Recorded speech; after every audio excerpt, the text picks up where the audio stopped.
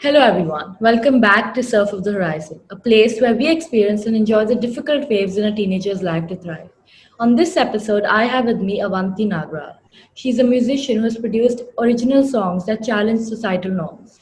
She's a true inspiration to young girls out there.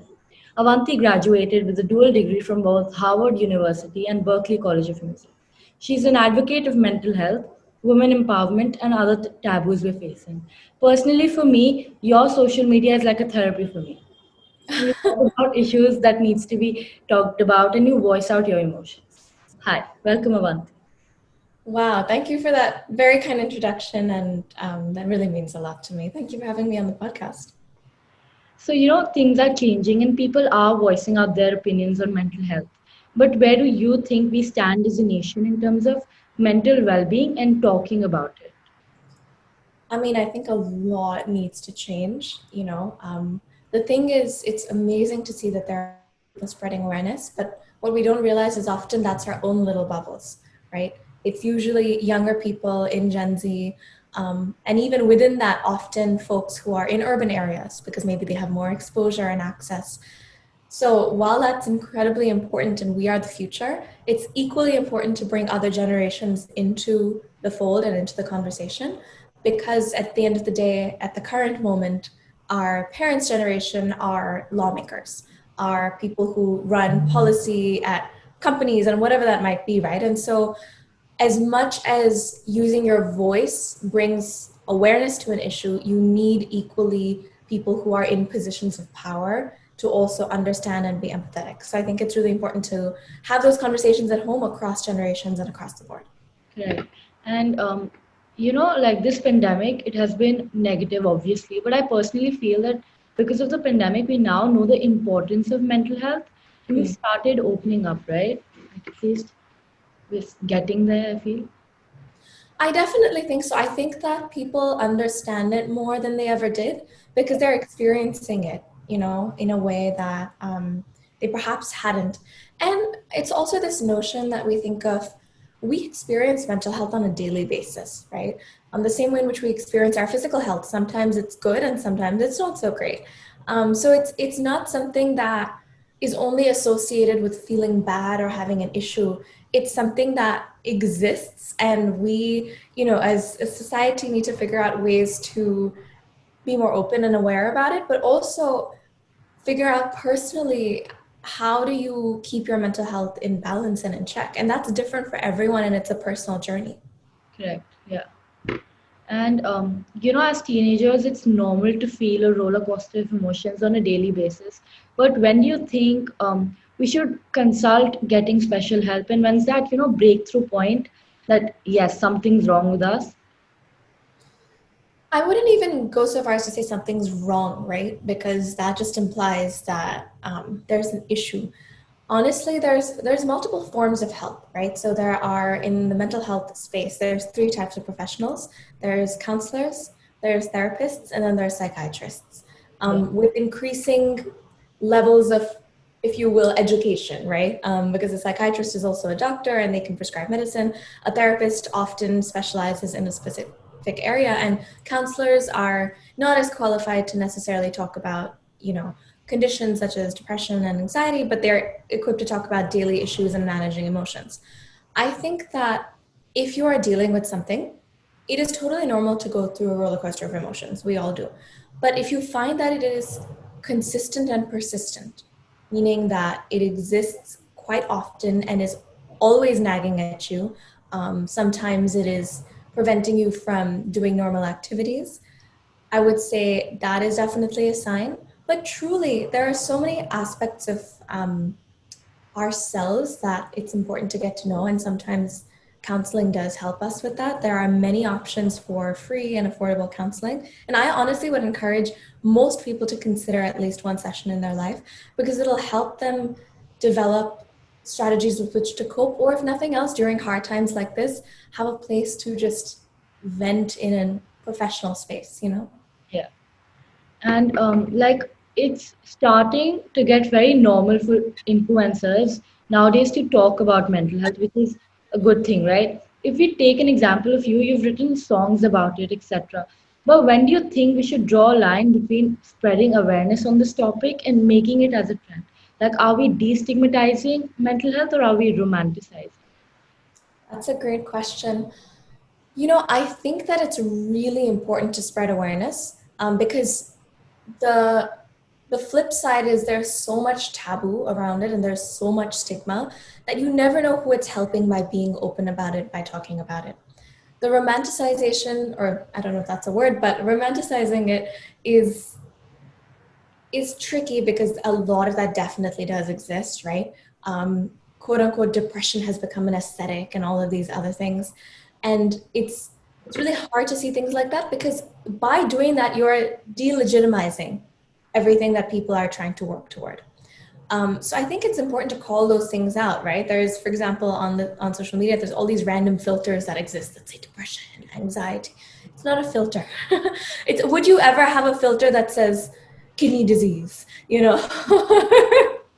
lung cancer? No, you wouldn't, right? So similarly, we should stop doing that. The other thing I think we can all be very aware of, and what leads to often romanticizing or this delegitimizing is our language.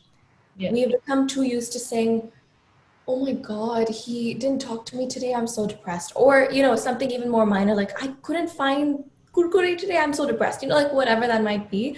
And just using that in common parlance is not okay because again Not it feeling takes well. away, exactly, it takes away from somebody who's truly dealing with that Yeah. you know And actually, that was like my next question. Like we use words like anxiety and depression on a daily basis. So, do you think it's an offense to people who have actually been through it, or still are, right? I mean, as friends, if someone is feeling low, sometimes we're just like, "Why are you so depressed all the time? Like, can you just cheer up, right?" I think we're just so wrong. I completely agree. I think it definitely does. I don't know necessarily if it is an insult to people who are actually dealing with it, but what it is it's not making it legitimate, right? Because when somebody, think about it, there's a lot of people in the world, if somebody comes and says, oh well, I'm dealing with anxiety, it's like, well, I was anxious yesterday.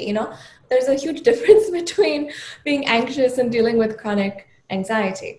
And so I think it's really important that we don't do that, and we need to call that out, right, among our friends. The same way in which we need to be more inclusive with our words of choice for gender and sexuality, or ability and disability, this is no different. Correct. I totally agree. And like I remember you made a video with your mom about advocating mental health, which was amazing. But I want to know, like, what's your point of view in it? Like, what do you think is the role of parents, and in making sure that the children are in a good state of mind, and if they're not, they should be, taken to a special help or something like that. I would say the first role of parents is to listen and to be emotionally available. Yeah, Often, parents just don't listen to what their kids have to say because they're like, "Bachchi hai, bacha hai," they don't understand life because I have more life experience. yeah, Or, the flip side often is, I've given them everything. They have food, clothing, shelter, friends, mobile. What else do they need in life? Why do they have to be sad? yeah, Right? And that's not how it works. It's not like somebody who has X amenities in life is suddenly prone, or mental health proof, in a sense. We all deal with ups and downs, and so I think that's the first thing. The second thing is, when I say emotionally available, there's a lot of people who will give you their time but not necessarily give you their mind space yeah. or be open to you talking about your emotions. Too often I find if people complain to their parents about dealing with something, their parents are like, oh, just get off your phone, you'll be fine, you know or nothing's happened, or they're too scared of acknowledging that there is a real problem because पड़ोसी की मौसी क्या कहेगी, Yeah. um, and so I truly think that's the first step. And the second step for people beyond that is being comfortable supporting our children when they need help, right? There are affordable options for therapy, but it is something that also costs money because it is a professional service at the end of the day. Yeah. And no, you just listening to their problems isn't going to help when they are truly dealing with something. Correct. And Like, I feel the most common line is that, oh, you're just a kid. Like, how can you have depression or how can you have anxiety all the time? Like, that's the most common line that most teenagers actually have to hear on a daily basis. And Exactly. And what people don't realize is your adolescent years, your teenage years are actually some of the most turbulent times in your life because you're going through so many different things. yeah, You know.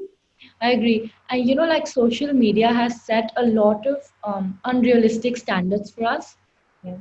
like a lot of unrealistic standards, which I think does cause, like a trigger to our mental health, and it just affects us, I think. I completely agree. It's whether that is standards of body image or whatever that might be. It's I understand why, but it can get really unhealthy. And so it's being able to recognize that within ourselves and being able to talk about that and process that. Correct.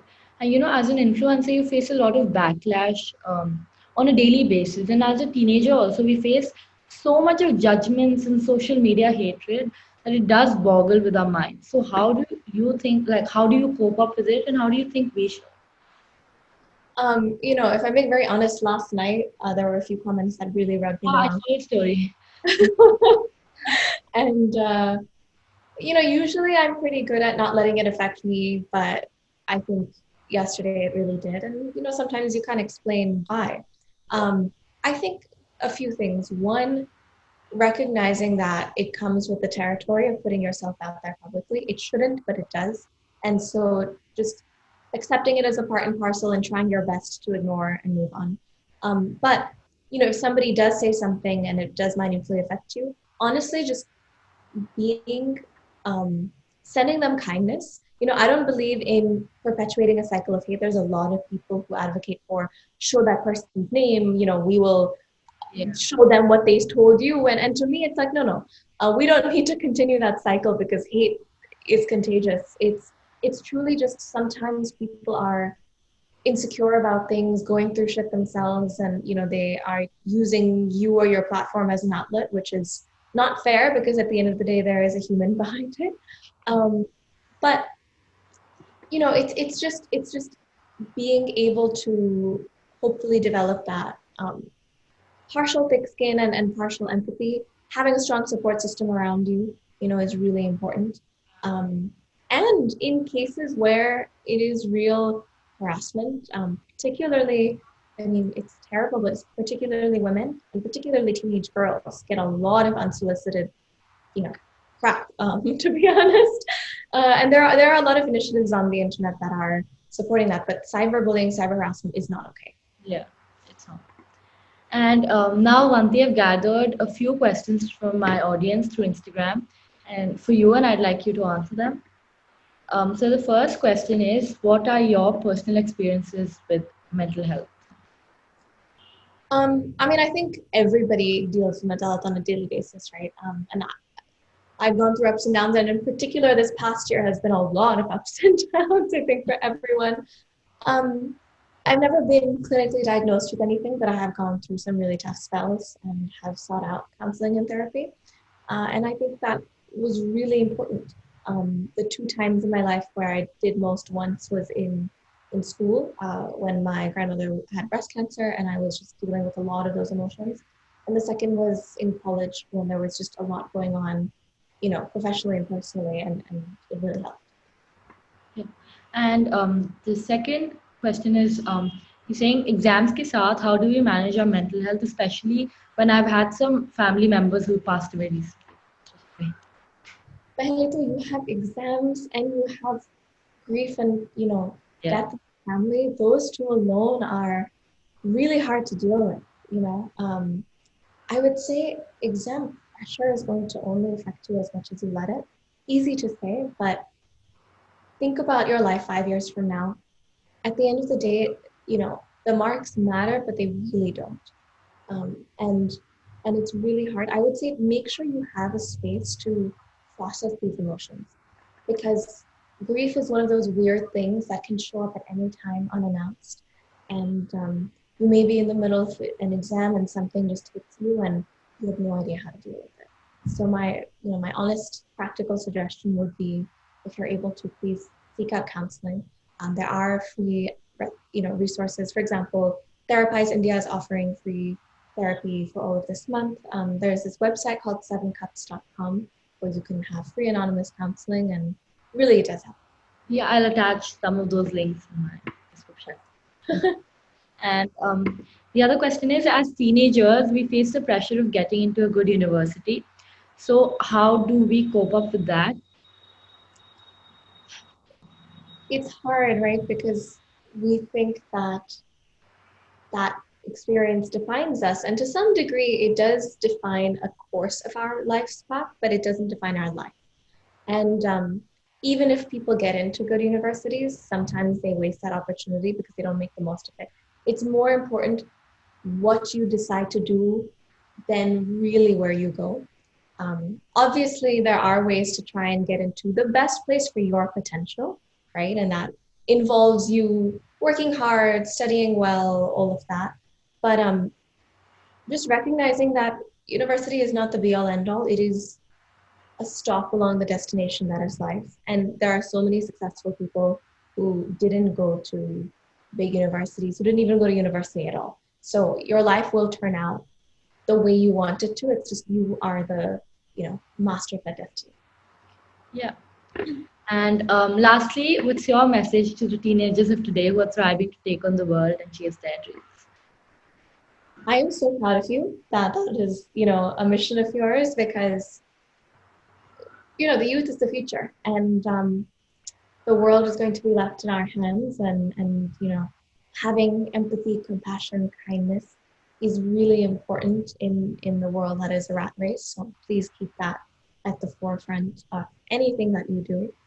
And I would say support each other. We have too many situations in which we compete with one another, and it's just not worth it. I'm, for example, so proud of you for having this platform and having these conversations and building a community, because that's so important, and to talk Yeah. about things. Thank you. And thank you so much, Avanti. It was a delight to have you, and I'm sure the things you discussed about will be very helpful. Thank you. Of course, thank you for having me.